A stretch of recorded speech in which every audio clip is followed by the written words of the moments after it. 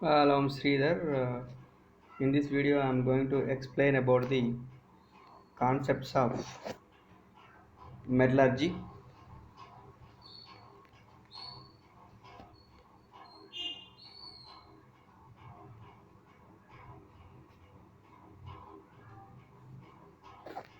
Okay, in this video, I'm going to explain about the concepts of metallurgy. Okay, at this end of the period, we may know about the characteristics of metals and non-metals and terms related to the metallurgy. Now, let us see. Okay, characteristics of metals. Okay, this metallurgy means uh, a branch of a science which deals about the extraction of metals and their uses is called as metallurgy. Mainly, this metallurgy process is very useful in our daily life and industrial importance. Okay, these metals are plays an important role in our daily life. For example,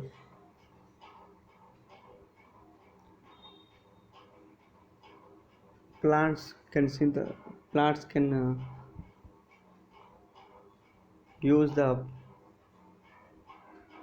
magnesium metal in a photosynthesis process. Okay, many kind of metals are useful in our daily life in our body. Calcium, magnesium, zinc, etc. But these metals are not available in our naturally. That may be combined with some other materials in that may be oxide nature, sulfide natures,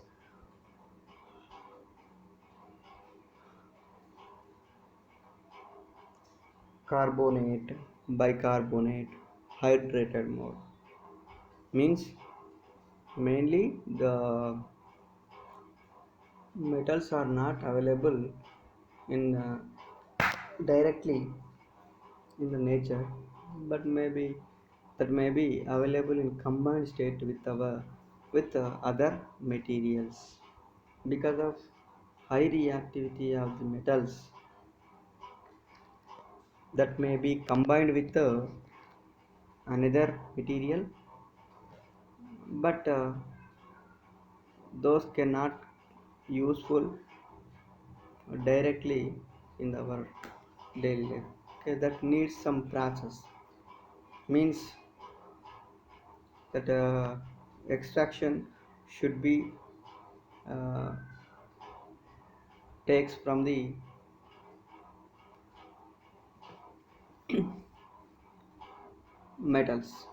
material. Okay, now let us see the some metals characteristics. A metal is a material that is typically hard, opaque, shiny, and a good electrical and thermal conductivity. Okay, metals is a material. It is typically hard, opaque, shiny, and has good electrical and thermal conductivity. Metals are generally malleable because malleable means they can be hammered or pressed permanently out of the shape without breaking or cracking, as well as feasible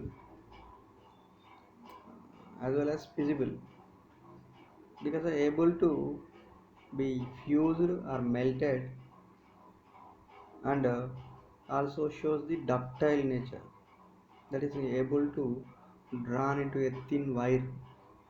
Mainly here, the metals are very hard and also shows having a shiny nature and a opaque character, and the metal shows good electrical and thermal conductivities, electrical and thermal conductivity, and the metal shows the malleable, ductile, fusible properties. Malleable means, okay, the metal can be hammered or pressed permanently out of shape without breaking or cracking,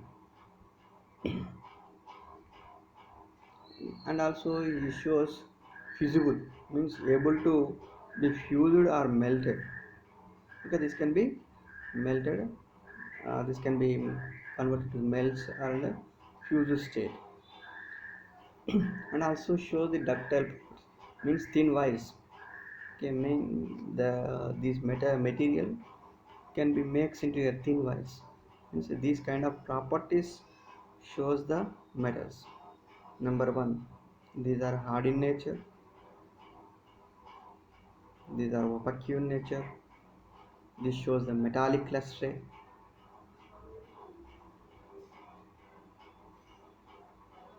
they can be hammered into the sorry they shows the good malleable and ductile properties, this shows the good thermal and electrical conductivity nature. So now let us see the examples for the metals are potassium, sodium, calcium, magnesium, etc. Okay, this metal forms the metal oxides with the oxygens. These metals contains one or two valency electrons in their valency shell. And next one is metals are acting as good reducing agents. Okay, metals are acting as good reducing agents. Metals reacts with the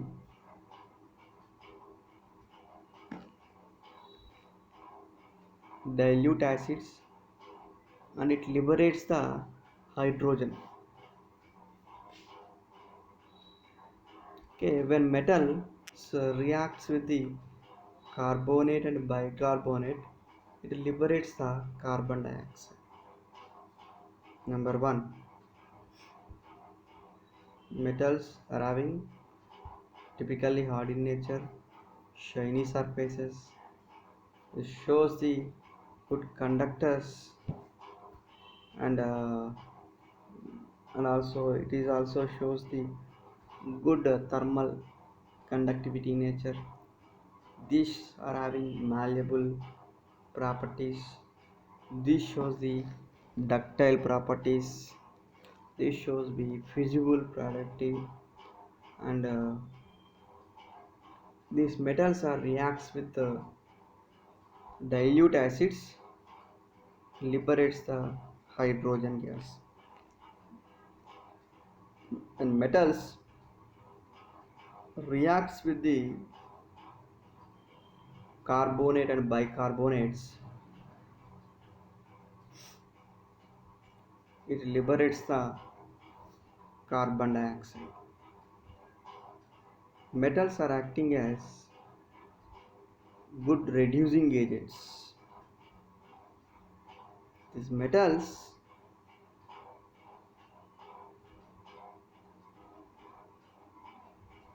contains one or two valency electrons in their valence in their outer shell. Metals can participate into the chemical reactions by the losing of electrons. By the losing of electrons. Next one is, let us see the non-metals. Okay, these non-metals may be dull in nature, soft in nature, and a lack of metallic attributes.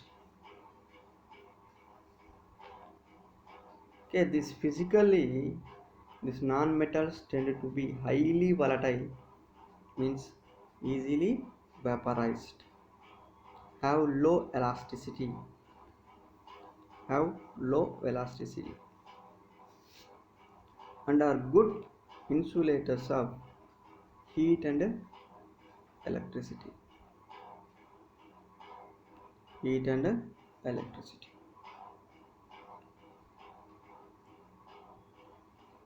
Okay, and next one is, mostly these non-metals are gases, liquids, and some are the solids. Okay, the gases are, the 17 elements are generally classified as non-metals. That is, most are the gases. That is, hydrogen, helium, nitrogen, oxygen, fluorine, neon, chlorine, argon, krypton, xenon, and radon. Once again, I'm repeating, the most of the non-metals are gases, that is, hydrogen, helium, nitrogen, oxygen, fluorine, neon, chlorine, argon, krypton, xenon, and radon. Okay, one is a liquid is there in the state of non-metal, that is bromine, and a few other solids are there, that is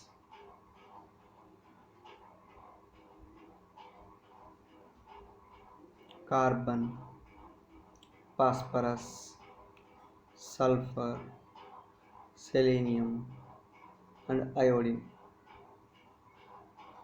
Okay, the solids are non-metal state, that is carbon, phosphorus, sulfur, selenium, and iodine. And iodine. These are the total 17 non-metals are there in periodic table. Okay, and next one is, mainly these metals, non-metals are dull in nature and soft in nature, and also acts as insulators.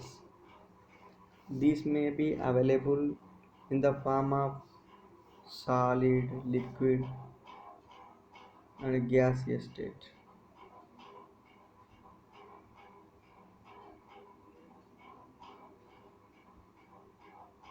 And also these were not shows the metallic luster property, and also this cannot shows the malleable property, means when are hammered, this cannot modify. This non-metals does not shows the ductile properties. This non-metals does not liberates the hydrogen gas when it is reacts with the dilute acids.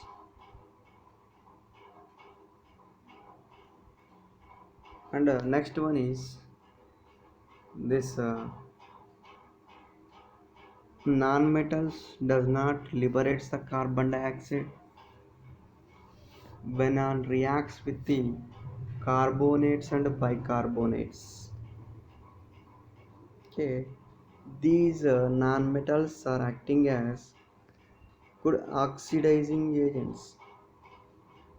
Okay, these non-metals are having 3 to 7 valency electrons in their valency shell or outer shell. Okay, these non-metals can participate into the chemical reactions by the gaining or sharing of electrons. Okay, once again I'm repeating the non-metals characteristics. Non-metals are very soft in nature. These are available in three stages mostly. These were volatile components mostly. There are 17 elements are there, that is most of the gases that may be hydrogen, helium, nitrogen, oxygen, and fluorine, neon, chlorine, argon, krypton, xenon, and radon.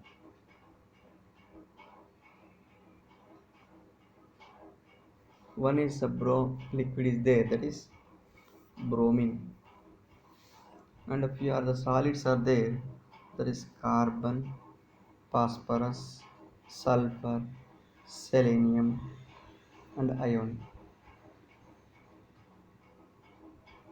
Okay, mostly these non-metals does not shows the ductile property and malleable property, and also does not shows the metallic luster. Metallic luster. These non-metals are acting as good oxidizing agents. These non-metals can contain 3 to 7 valency electrons in their outer shell. This non-metal can participate into the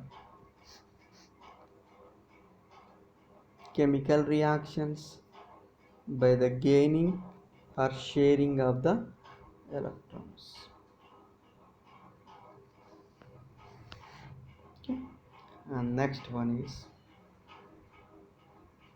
these non-metals are acting as good insulators of heat and electricity. Now let us see the properties with the relationship of metals and non-metals. Based on the properties, this classification is like this. State at a room temperature, we observe metal is a solid, one is only a liquid, that is mercury. The non-metals may have solid or liquid or gas. When we take the density property, the property of metals, what of density for the metal is very high, for non-metal is very low. And when we observe the surface property, when we observe the metals, it has shiny surfaces. The non-metals are having dull surfaces. Dull surfaces. Okay, the boiling point and melting point, when we observe the boiling point and melting point of the metals are very high, for the non-metal is low. Effect of hammering means that means malleable property shaped when we observe for the metals shaped without breaking, but it not shows the non-metals that easily breaks. Then we observe the magnetic property for the metals. We observe some a few examples. Iron, like for non-metals, that is, for non-metals the magnetic property it does not shows. Yeah, the conductivity nature, when we observe in the case of heat, for the metal is very high or good conductivity nature shows the metals, the non-metal does not shows the conductivity in nature. Next, conduction of electricity property, it is good for the metals, very poor for the non-metals. Okay, when it reacts with the acids, the for the metals it liberates the hydrogen gas, but the non-metals does not shows the does not gives the hydrogen gas. Okay, when we observe the reaction between the carbonate and bicarbonates, that is, for the metal is it is gives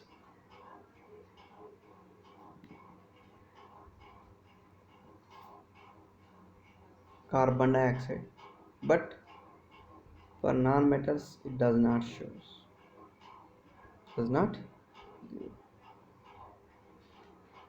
Okay, these metals contains one or two valency electrons.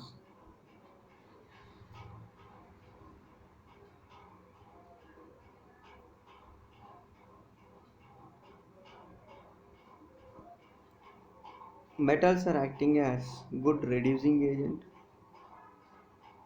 Non-metals are acting as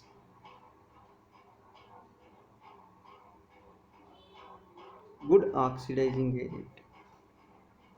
Metals are participate in the chemical reactions by the losing of electrons.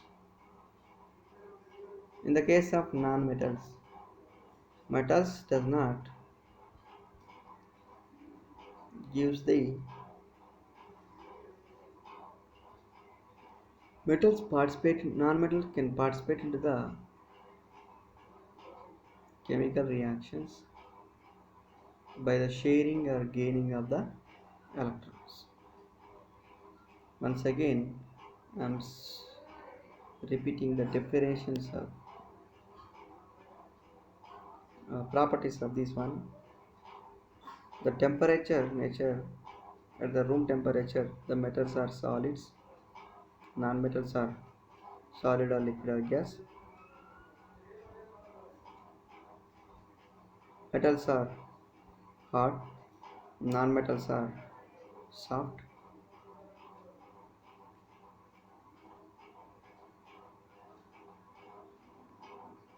The density of the metal is high, for the non-metal is low.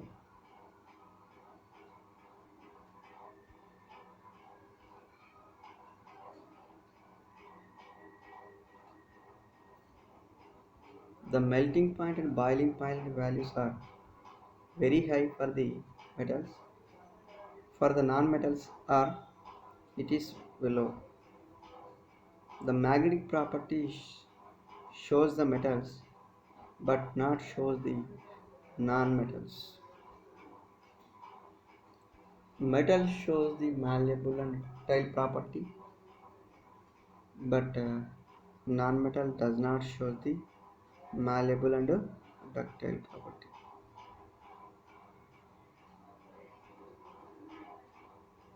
The conduction of heat is good for the metals and very good for the non-metals. The conduction of electricity is good for metals, very poor for the non-metals. Metals are good reducing agents. Non-metals are good oxidizing agents. Metals contains one or two valency electrons in their valency shell. Non-metals containing 3 to 7 valency electrons. Metals can participate into the chemical reactions by the gaining by the losing of electrons. Non-metals can participate into the chemical reactions by the sharing or gaining of the electrons. Metals liberates the hydrogen gas when it reacts with the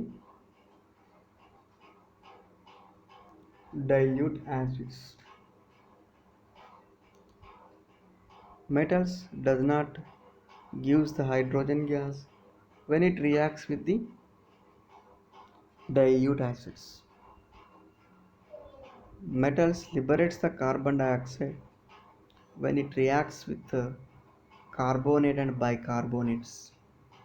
But the nonmetal does not use the carbonate carbon dioxide when it reacts with the nonmetals sorry react with dilute acids. Now let us see the the terminologies of this topic. What is the metallurgy? What is the metallurgy? Metallurgy is a domain of materials science and engineering that studies physical and chemical behavior of metallic elements, their intermetallic compounds, and their mixtures, which are called as alloys. Okay, here the metallurgy is a domain of materials science and engineering that studies the physical and chemical behavior of elements,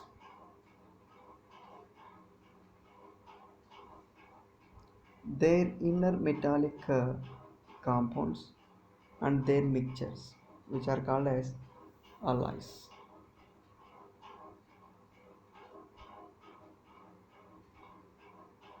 Okay, metallurgy comprises of three steps, that is concentration of ore, isolation of a metal from the concentrated ore, purification of the metallurgy.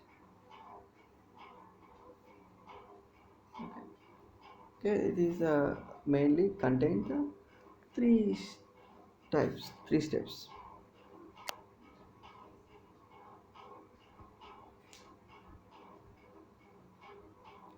Concentration of ore, isolation of metal from the concentrated ore, and a purification of the metal. Okay, from by these three steps,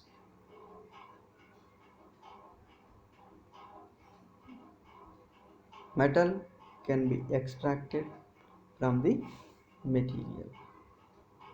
Now let us see the terminologies of this concept.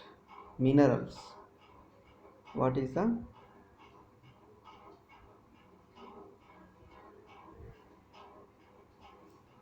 naturally occurring material which containing metal either in native state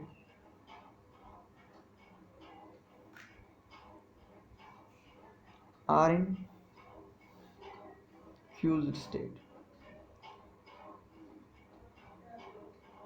either in native state or in fused state is called as minerals. Example: hematite,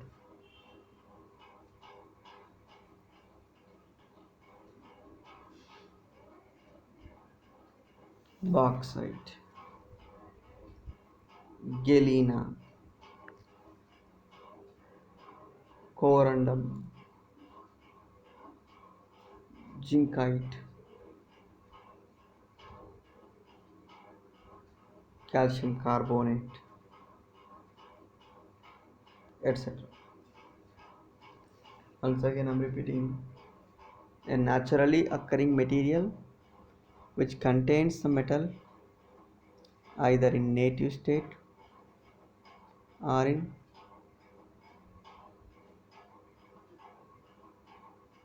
fused state.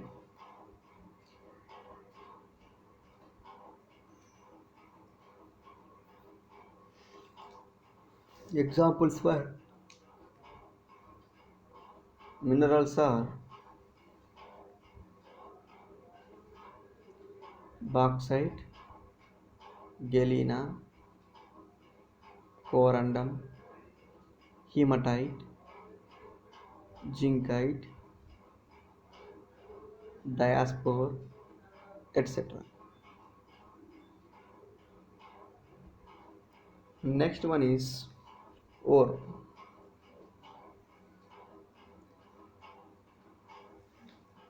A mineral from which metal can be extracted more profitable is called as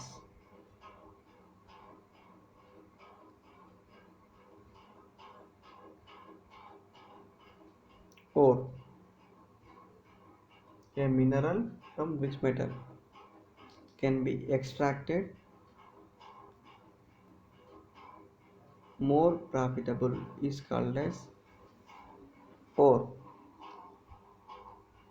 Okay, a metal can be available in different ways. For example, aluminum is available in different forms, that is bauxite, diaspore, corund. But these are all the sources of the aluminum. But among these three, one is very useful to extract the metal of aluminum, that is bauxite. Here, the bauxite is the ore of the aluminum. Means okay, there are different sources are there for the extraction of metal of aluminum, but among them only one is very suitable for the extraction of more amount of metal, that is called here ore. Okay, the ore of lead is galena. The ore of aluminum is bauxite. And next one is flux.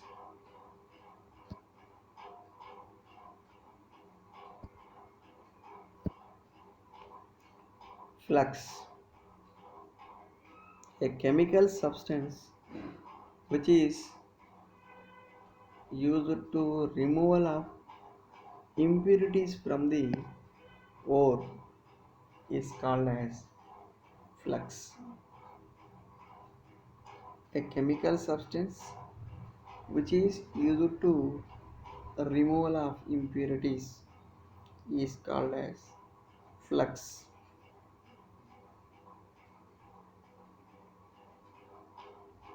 Means because of what is the impurities? Means gang. Okay, the earth three impurities are associated with the ore or mineral is called as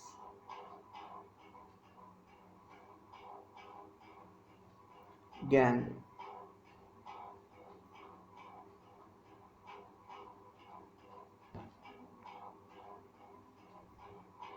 The three impurities may be clay, stones, dust,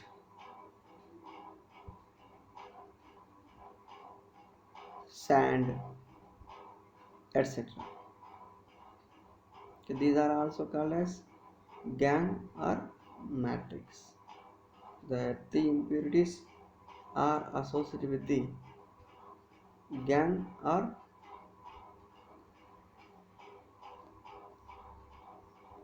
the three impurities are associated with the mineral or ore is called as flux, sorry, gang or matrix. Okay, to removal of these impurities from the ore,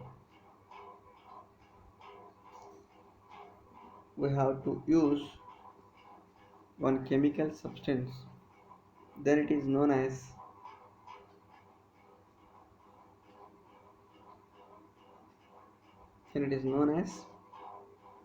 flux, a chemical substance which is used to removal of impurities. Which is used to removal of impurities is called as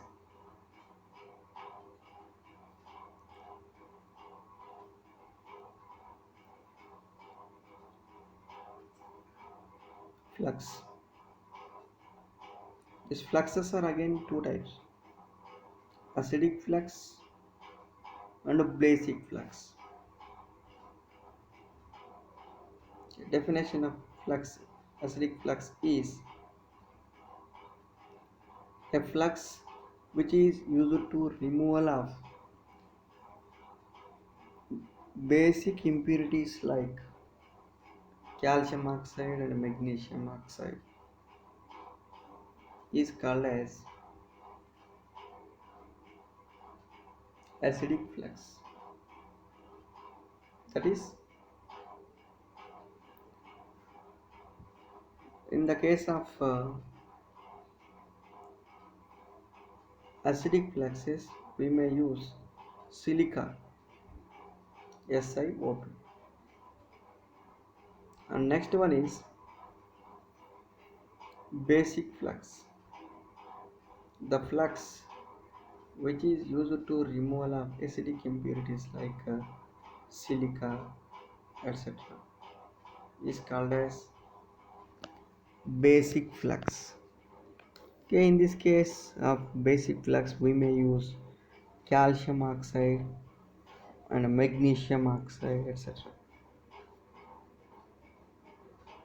For the case, in the case of these calcium oxide and magnesium oxides are basic impurities. To remove the impurities of acidic impurities like silica and phosphorus pentoxide, etc. And next one is slag. A waste matter is separated from the metals during the extraction of ores. Is called as slag. A fusible product formed by the reaction of flux and gangue is called as slag. The separation of mineral from the gangue is known as mineral processing. Now let us see the some extractive techniques. Okay, the metal can extraction takes place in three methods. First one is concentration of ore, and second one is isolation of metal from the concentrated ore, and next last one is purification of metals. Okay, in the process of removing of impurities, the undesirable material from the ore are leaving behind the, the required material. means ore dressing. The process of removal of impurities from the ore is called as ore dressing or concentration of ore. Okay, this is the first method is useful for the removal of impurities from the ore that can be processed by hydraulic washing, magnetic separation, froth flotation, and leaching or levitation method.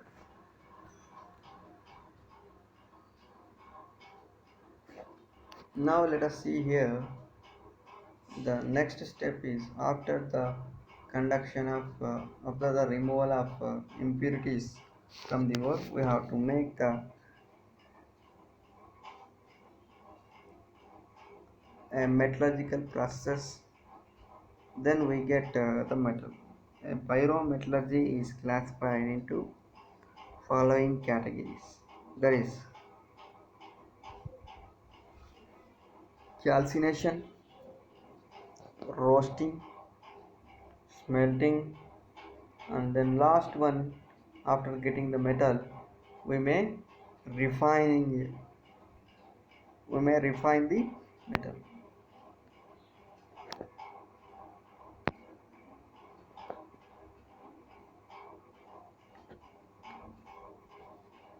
Now let us see the calcination.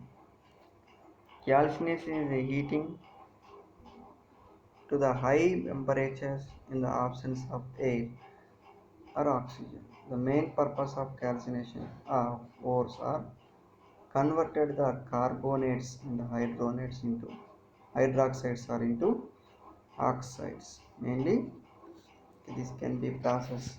The process of heating of ore in the absence of oxygen below its melting point is called as calcination. Okay, this kind of calcination process is useful for the hydroxide and carbonate ores. Okay, in this kind of hydroxide and carbonated ores, in the calcination process, this may convert into the oxides.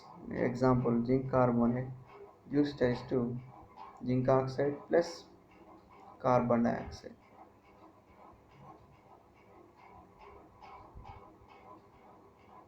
And next one is calcium carbonate gives rise to calcium oxide plus carbon dioxide. And next one is hydrated ore is aluminum hydroxide gives rise to aluminum plus 3 moles of water molecule. Okay, this is the calcination process. Okay, this is the blast furnace. Our next one is roasting. The process of strong heating of ore in the presence of excess amount of oxygen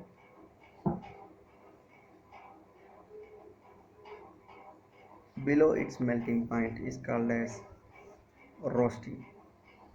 Okay, this roasting process is useful for the sulfide ores, and this can be converted into these oxides or some sulfates, and it is useful for the remove the impurities like sulfur, arsenic, and antimony,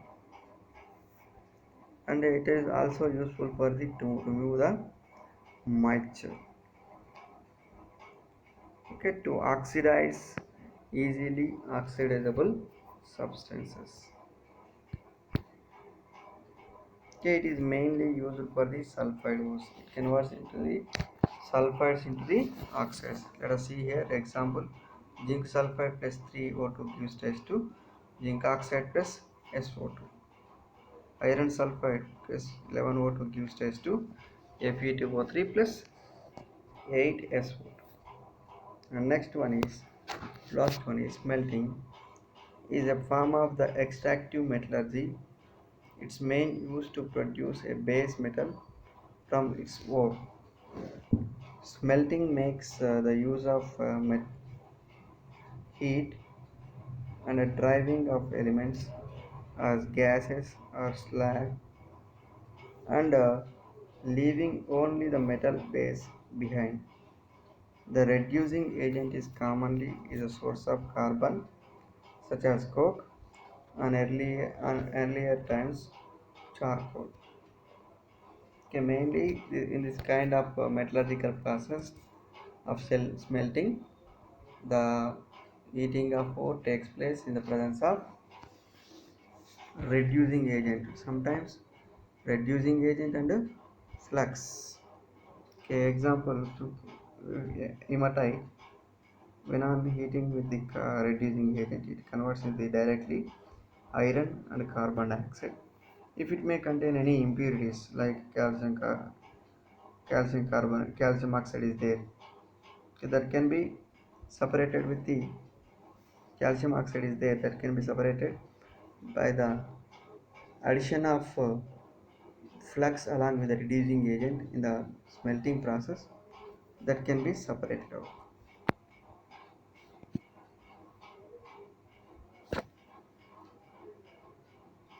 Thank you.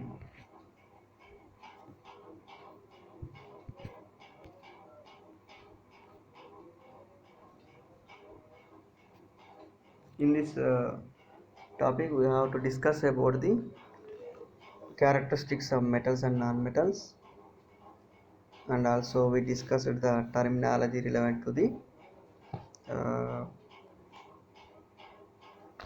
metallurgy. It is mineral, ore, slag, flux, gang, etc. And also we discussed about the some processes like roasting, calcination, and smelting.